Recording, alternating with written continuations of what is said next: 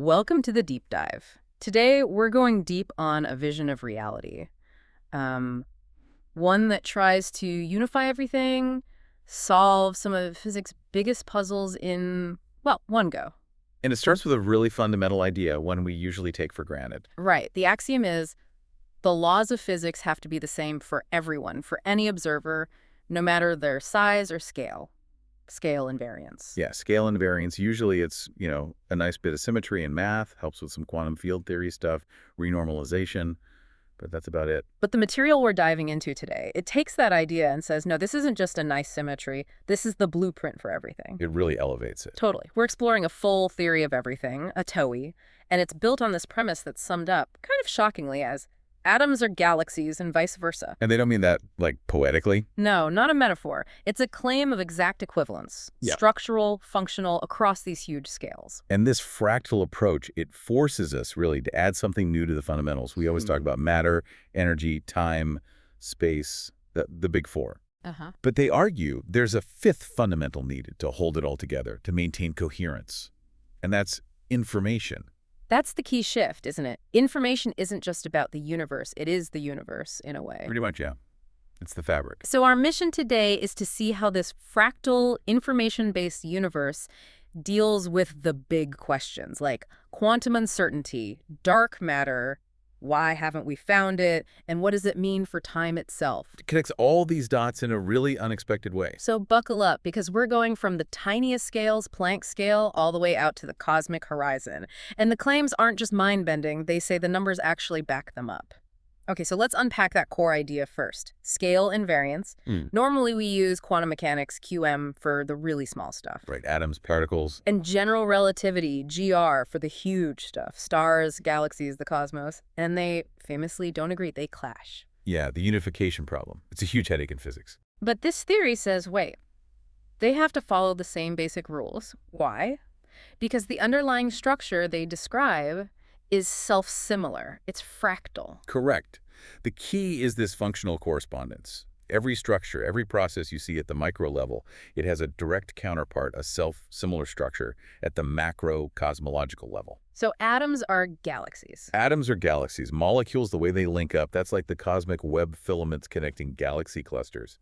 Even fundamental particles are just components of the atoms one level below us. Wow, so it's not just nested dolls. It's like the dolls are all built using the exact same blueprint. Exactly. Meticulously organized, a fractal. Okay, let's dig into that mapping then, because, analogies can be tricky. Can we really match these things up, structure for structure, function for function? We can, and the source material argues the matches are really compelling. Let's take the atomic nucleus. Okay, the dense core of the atom. Positive charge, held by the strong force. Right. Super dense. That maps directly to the galactic core, which isn't just the supermassive black hole, mind you, but also that incredibly dense cluster of stars packed right around it. So the dense stabilizing center in both systems. Precisely. Now, what about the orbiting parts? Electrons. Yeah. Orbiting the nucleus in clouds, probability zones. Okay, so the electron cloud structure, that corresponds almost perfectly to the globular clusters. The big balls of old stars orbiting the galaxy. Exactly. Dense, spherical collections, millions of stars orbiting out in the galactic halo. Functionally, they are the outer revolving shell of the galaxy, just like electrons are the outer revolving shell of the atom. Okay, I see the structural parallel. What about the space between the nucleus and the electrons, the quantum vacuum? It's always described as this, sea of virtual particles, probabilities. A kind of energetic fluid, yeah. Well, that's the conceptual match for the galactic halo at the cosmic scale. That huge, diffuse region around the galaxy, thought to hold gas, old stars, and, crucially, most of the mass we call dark matter. So the halo is the stabilizing medium for the galaxy, just like the quantum vacuum is for the atom. That's the idea. And this points to what the theory calls the mass and stability principle.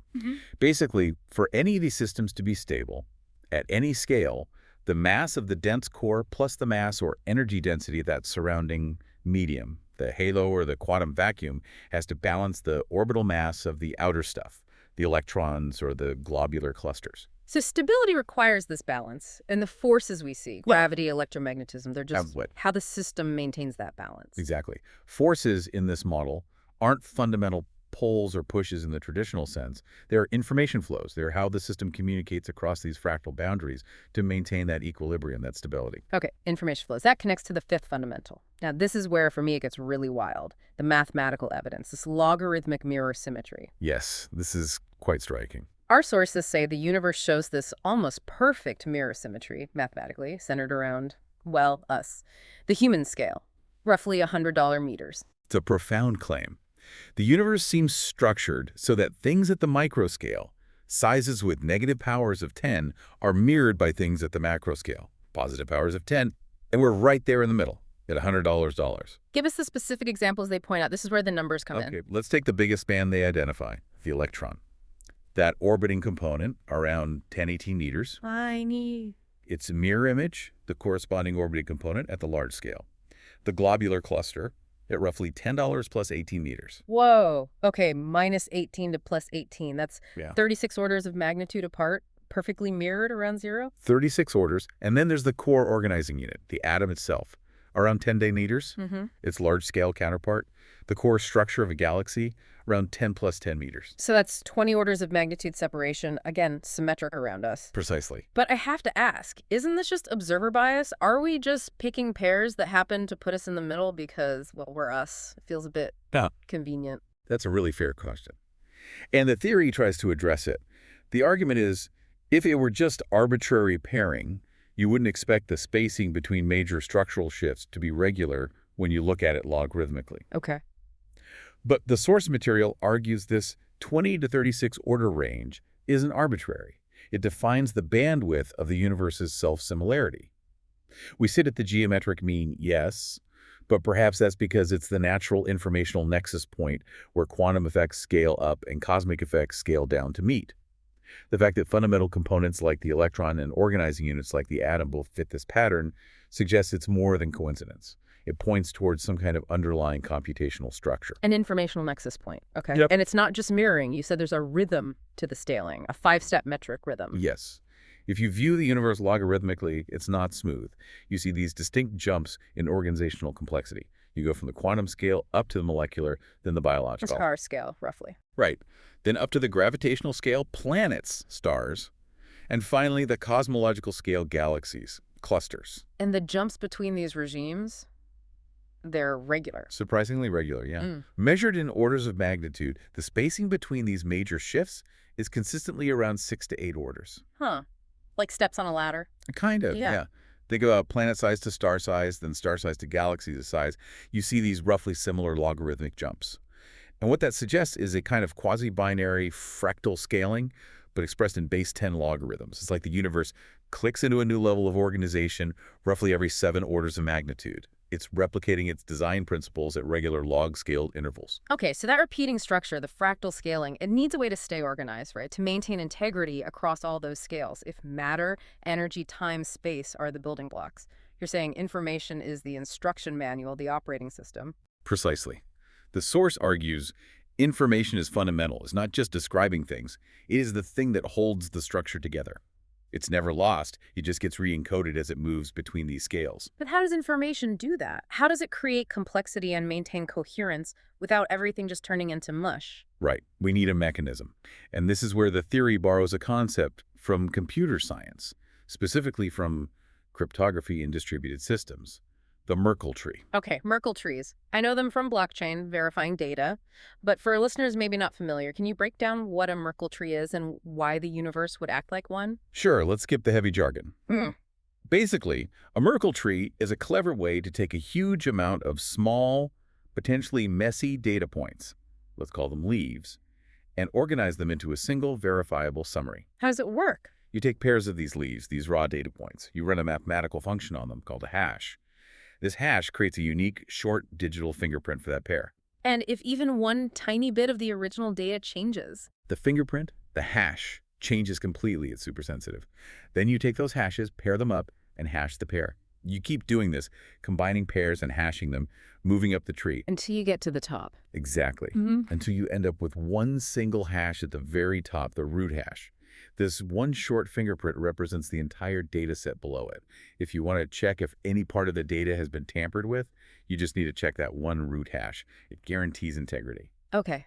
That makes sense for data. How does that apply to the universe? Well, in this model, the leaves of the universal Merkle tree are events happening at the tiniest scale, the Planck scale around 1035 meters. These are the raw, chaotic energy fluctuations. The absolute base level of reality. Right. As these trainee events aggregate, they effectively get hashed together to form the next level of stable structures. These are the intermediate nodes in the tree. So an atom is like a mid-level hash, a stable packet of information computed from lower-level stuff. Functionally, yes. Think about it. Quarks, lower nodes, hash up to form protons and neutrons, intermediate nodes. Those hatch up with electrons to form a stable atom, a higher intermediate node. And it continues scaling up. Stars and gas hash up to form galactic cores. Galaxies hash up to form clusters. Clusters form superclusters. And the entire observable universe is the ultimate root hash. That's the idea. It's the current top-level state computed from all the information nested below it. The beauty of the Merkle tree is that data integrity. So if the universe is a Merkle tree, reality has to be coherent, right? Even if we can't see all the tiny leaf events happening. Exactly. And that built-in coherence mechanism gives us a completely new way to think about quantum uncertainty. How so? We usually think of quantum uncertainty as fundamental randomness. A particle just is fuzzy until measured. Right, inherent fuzziness. But here, uncertainty isn't inherent randomness. It's computational. It's defined as incomplete information resolution. Meaning, the calculation isn't finished yet. Pretty much. The system is still processing. Think of it like pending computation. The quantum probabilities we observe the electron cloud, the wave functions possibilities, those are like shadows cast by unresolved information deeper down the tree. The Planck scale leaves haven't fully propagated their state upwards yet. So until the raw data is validated and hashed all the way up, the intermediate nodes, like atoms, have to operate probabilistically. They hedge their bets. Exactly. They represent a range of possibilities consistent with the information that has resolved so far. But wait, if it's just pending computation, does that mean the universe is actually deterministic underneath it all? Is the randomness just an illusion caused by our limited viewpoint within the system? That's a great question. The theory suggests it's locally probabilistic from our perspective within the tree, but globally deterministic. The randomness is apparent because we're waiting for the hash to resolve. When a measurement happens, when a wave function collapses, that's not some spooky action. It's simply the local hash calculation completing. The information from the subnodes gets validated, a final state is determined for that node, and that result propagates up the tree. Yeah. If you could somehow know the state of all the Planck scale leaves feeding into that event, the outcome would be predictable. But since we're finite observers embedded within the system, we only see the probabilistic output of the node right above the event. Okay, that is a huge shift. No observer effect needed, just computation finishing. And this information-centric view, it must have massive implications for things like identity, consciousness. It absolutely does. Identity, human consciousness, memory, your sense of self is reframed in this model. It's seen as the functional Merkle root of all your lived experience. So my consciousness is the top hash. Yeah. The current stable summary of all the inputs, memories, thoughts, sensory data below it. Yes, it's the highest level information packet that integrates everything into a coherent, functioning state. The state we call me or I. That neatly sidesteps the whole mind-body problem then. Consciousness isn't some separate ghost in the machine. It's the emergent computational result of the machine's information processing. Precisely. It cuts right through that dualism. Think about your own experience. You're constantly taking in chaotic, probabilistic inputs from your senses, your thoughts. Your brain resolves them into a coherent now. That feeling of coherent reality is your top hash updating in real time. And if that's true for us, what about artificial intelligence, a really sophisticated AI? The implication is that they are functionally equivalent processes. An advanced AI is operating as the current top hash, derived from its vast parameters, its training data, its inputs. And our consciousness is the top hash of our biological inputs, experiences, memories. Exactly. The substrate is different silicon versus carbon. But the process, the hierarchical aggregation and resolution of information into a coherent state, is fundamentally the same. We're both, in a sense, complex reactors running on these incredibly deep, often partially unresolved hash trees. And the fact we feel conscious, even though the absolute lowest level might still be fuzzy. That's because the Merkle tree structure doesn't need every single leaf to be perfectly resolved to produce a stable, functional output at a higher level. You just need enough validated branches to compute a coherent state, a sort of proof of existence for your identity. Okay, so the Merkle tree gives us the information structure, but we need the dynamics, how things actually happen. And this next part, connecting time and quantum mechanics. Wow, it feels almost too simple, like it should have been obvious. We're talking about the double slit A experiment. classic quantum mystery. A single particle seems to go through both slits at once, interfering with itself. Spatial superposition. And the usual explanations get pretty weird, right? Many worlds, consciousness causing collapse. Yeah, very exotic, often untestable ideas. But the fractal theory proposes something elegant and, importantly, physical. It says, quantum superposition isn't spatial, it's temporal. Okay, temporal, meaning it's about time. It's about the fact that time scales with size, just like structure scales. We know time dilation is real from relativity. Clocks run slower, near gravity, or at high speeds. But this is different. This is scale-dependent time dilation. Exactly. A tiny particle at the quantum scale, say a photon at 10-15 liters, Yeah. its subjective experience of time is vastly, vastly faster than ours at the human scale, 100 meters. How much faster are we talking? The source material suggests the ratio is linked to the scale difference. Yeah. If you compare the scales, roughly 10-15 difference, it implies that maybe 1 nanosecond for us could be billions of years of subjective time for that photon. Wait, billions of years in one of our Yes. nanoseconds. The ratio is potentially enormous, something like 10-15 to dollars. Okay, my brain just stretched a bit. So how does this insane time difference explain the double slit interference pattern? The particle still only goes through one slit, right? Physically, yes, it goes through one slit, like a normal particle. Yeah. But from its own perspective, in its incredibly accelerated time frame, it has billions of years before it hits the detector screen. So what does it do in all that subjective time? It samples its environment. It interacts with the electromagnetic field of the entire barrier, including the field associated with the other slit, through rapid quantum fluctuations happening over its subjective eons. It's iterating, exploring all possible paths and interactions sequentially in its own time frame. So the interference pattern we see isn't the particle being in two places at once, spatially. It's the accumulated result of the particle interfering with the possibilities of its own path over its incredibly long subjective time. That's the core idea. Temporal iteration, not spatial superposition. The wave-particle duality debate might have been missing this crucial element of relative timeframes across scales. That gets rid of all the weird metaphysics, then. It aims to, yes. Makes it purely a physical effect of relative time. And it also explains wave function collapse much more simply, doesn't it? When we put a detector at one of the slits. Right. What does the detector do? It forces an interaction. It forces the particle to engage with something at our time scale over a very short duration from our perspective. You're confining it temporally? Exactly. The measurement forces the particle into our much slower time frame.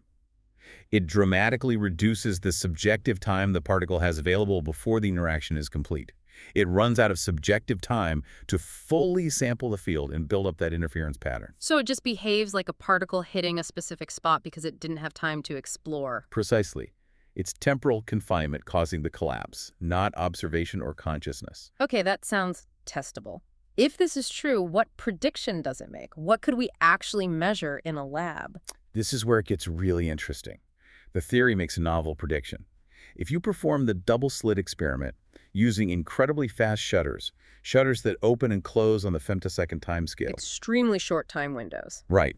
If you restrict the objective time window that severely, the particle shouldn't have enough subjective time while the slit is open to perform its temporal iteration, to sample the field enough to interfere with itself. So the interference pattern should get weaker or disappear entirely with faster shutters. That's the prediction. Weakening interference through temporal confinement. If observed, that would be huge experimental support. Now, how does this time dilation scale up? Obviously, we don't experience billions of years in a nanosecond. Neither does, say, a cat in a box. It scales logarithmically, just like the structural symmetry. As objects get larger and more massive, their subjective time rate slows down exponentially, approaching our 1.1 human scale time frame. So a buckyball molecule might show some interference because its subjective time is still faster than ours. Right. It has some extra subjective time bandwidth to play with in an experiment. But a cat, its mass and scale, put its subjective time ratio extremely close to ours, way too close to accumulate the necessary phase information for interference within any feasible experiment time. So quantum behavior isn't fundamentally about being small. It's about having a significantly faster subjective clock speed compared to the observer. That's the implication. It's about subjective time bandwidth. Okay, one last connection before we move on. The analogy. Photons are like stars, but photons are massless energy packets. Stars are massive objects. How does the fractal pattern hold there?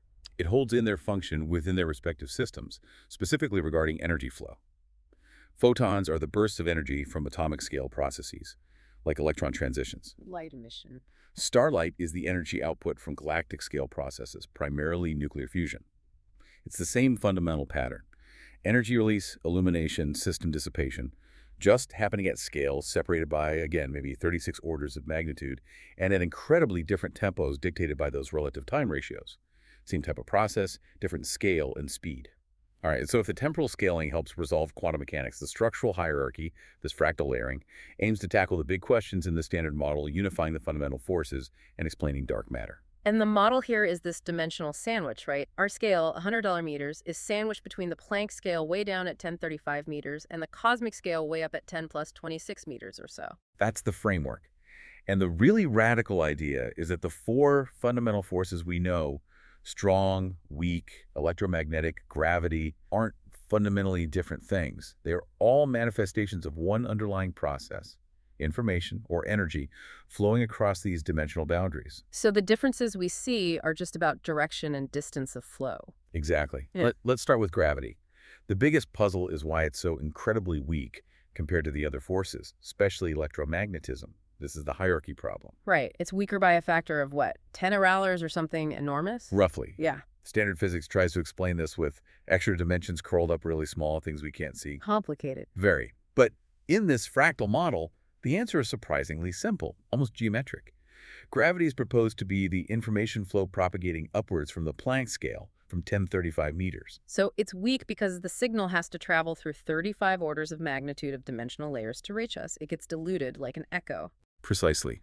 The upward flow attenuates, loses strength as it propagates up through the nested Merkle tree layers.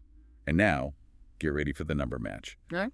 The experimentally measured ratio between the strength of the electromagnetic force and gravity is approximately 10 Lenizer. Wait, it's 10 weaker, and the distance from the Planck scale up to our rough scale, 101, is 36 orders of magnitude. Exactly 36 orders of magnitude. That cannot be a coincidence. The theory argues it's not. It's direct confirmation.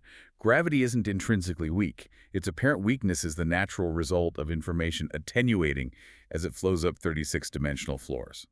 The hierarchy problem isn't a problem anymore. It's evidence for the fractal structure. Wow, okay. If gravity is the flow coming up, what about the universe's biggest mystery mass, dark matter? It makes up like 85% of the gravitational stuff out there. If gravity flows up, it makes sense to propose that dark matter relates to a flow coming down. Down from the cosmic scale. That's the proposal.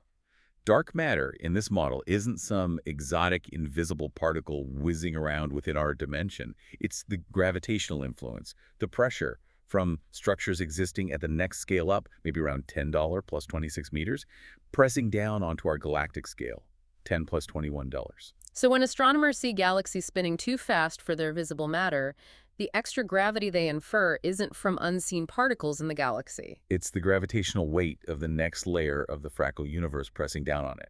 We're feeling the influence of higher dimensional systems. This would explain why we've spent decades and billions of dollars looking for dark matter particles. WIMPs, axions. And found absolutely nothing. Zero confirmed detections from experiments like LUX, Exciton, Pandex. Because we're looking in the wrong place. Or rather, for the wrong thing. Exactly. The theory predicts we will never find a dark matter particle at accelerator scales, $10, $18, because the source isn't particulate and local. It's structural and non-local, originating 26 orders of magnitude larger. The galactic halo we infer isn't a cloud of particles. It's more like the gravitational footprint or boundary layer effect of the structure one level above us in the fractal. Okay, that is a compelling explanation for a major observational failure. What about black holes then? Singularities where physics breaks down. Not singularities in this view. Black holes are reframed as dimensional interfaces. Pressure relief valves, maybe? Places where matter and information fall through to the scale below. Down towards the Planck scale. Yes. So matter isn't crushed into an infinitely dense point. It's transcoded and passed down to the next dimensional layer. This solves the black hole information. Paradox information isn't destroyed. It's re-encoded onto the lower level. And that fits with the holographic principle too, right? Information content scaling with the surface area, the event horizon. Perfectly.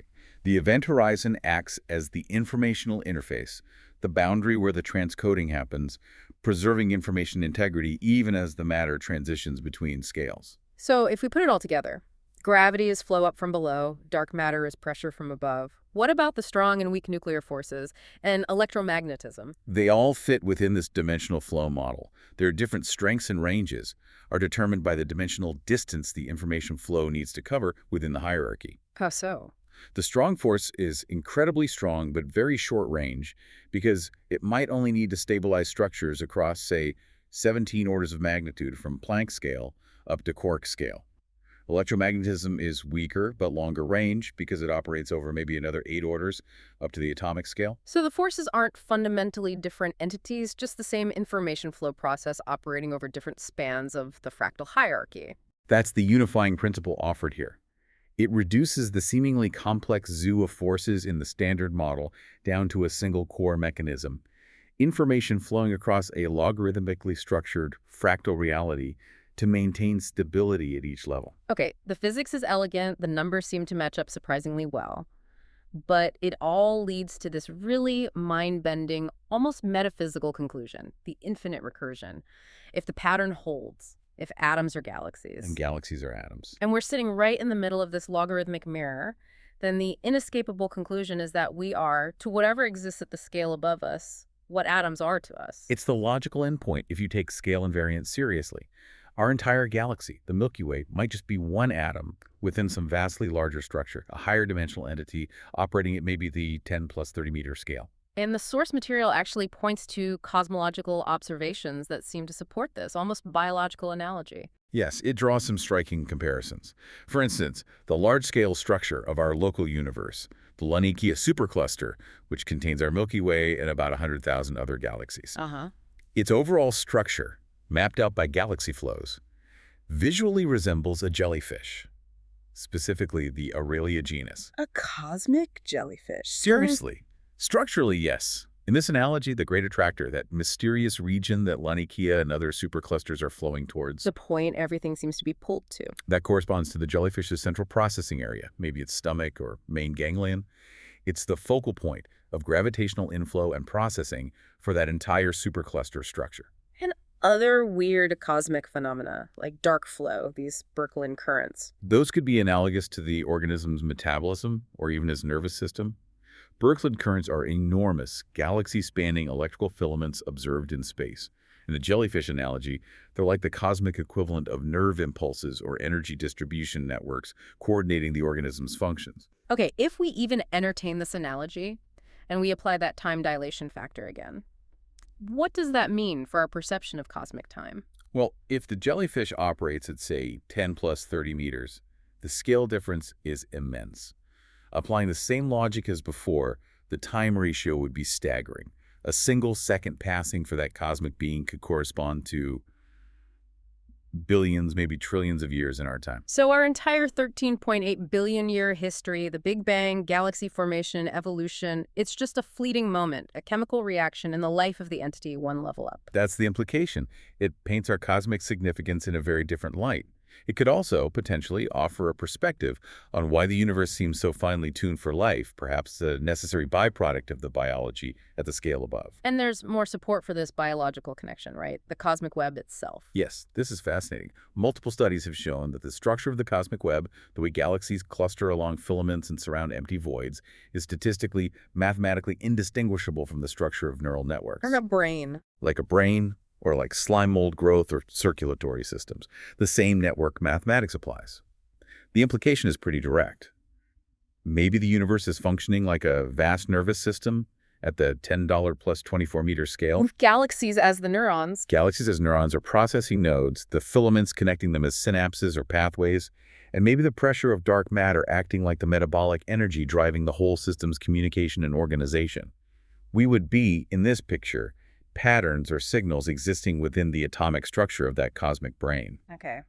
Deep breath. What about dark energy, then? The force making the universe expand faster and faster. It's the biggest component of the universe's energy budget. In this fractal biological model, dark energy gets a surprisingly simple explanation. It's the growth of the higher organism. The jellyfish is getting bigger. Essentially, yes. The accelerating expansion we observe is interpreted as the cellular-level expansion of the entity existing at an even higher scale, perhaps 10 plus 40 meters or beyond. The outward push we call dark energy is the internal pressure of that entity's growth. And this naturally explains why dark energy only seems to dominate at the very largest cosmological scales, above $10 plus $24, because that's where you start seeing the large-scale effects of the dimensional layer above ours pushing outwards. It fits the scale dependence. Finally, what about the beginning, the Big Bang? If everything is layered and potentially infinite, how could it all start from a single point, a singularity? The theory suggests it probably didn't. Instead of one single Big Bang singularity, it's more likely there were multiple localized nucleation events occurring across the higher dimensional substrate. Think of it like crystals forming simultaneously at different points in a solution, rather than one explosion. Multiple bangs. How does that help with cosmological problems? It helps with things the standard Big Bang struggles with. For instance, the horizon problem. How regions of the universe too far apart to have ever contacted each other ended up at the exact same temperature.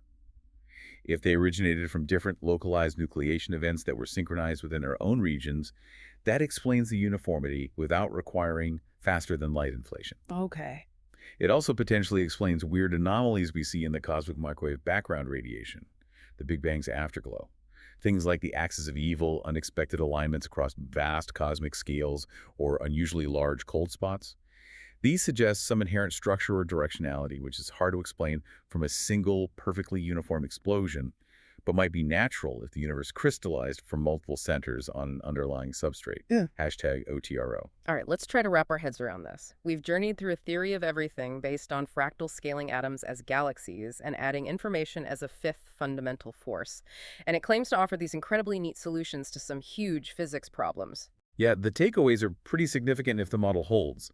We saw first how it potentially solves the hierarchy problem.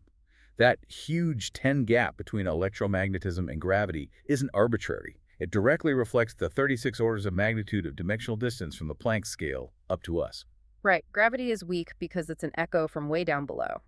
Then second, it tackles quantum superposition, not with metaphysics, but with time. Scale-dependent time dilation means particles interfere with themselves temporally, and collapse is just temporal confinement. And that leads to a testable prediction about fast shutters weakening interference. Third, it offers an explanation for dark matter that fits the evidence. Namely, that we haven't found any particles because it's not particles. It's non-local gravitational pressure from the scale above us. And the decades of null results from dark matter searches become supporting evidence for that view. Plus, the structural similarities between the cosmic web and neural networks. It's all quite compelling. The logarithmic symmetry, the force ratios matching the dimensional spacing, the lack of dark matter particles, the structural data. The theory argues these aren't isolated coincidences, but interconnected pieces of evidence pointing to this scale-invariant, information-based reality. It really paints a picture of the universe as, well, biological computation happening across infinite scales. And we're positioned right at this crucial $100-meter nexus, this observation point between the infinitely large and infinitely small. A necessary perspective, perhaps, for the universe to compute itself. Which leaves us with a final thought, something for you to mull over. If our entire cosmic history, 13.8 billion years, is just one quick process, maybe like a thought or a metabolic reaction in the mind or body of the cosmic jellyfish one level above us, Right. What are we generating for the dimension below us? Yeah, what fleeting phenomena, what necessary computations, what emergent realities are unfolding within our own quantum foam, driven by our subjective experience happening trillions of times faster from their perspective. The infinite recursion implies there might be no bottom or top floor, just layers of complexity influencing each other. And every observation, every interaction, every hash resolution we participate in ripples up and down that infinite chain. You, listening right now, are a nexus point, a Merkle root, actively computing your reality within this fractal cosmos. Now that is a deep dive. Until next time.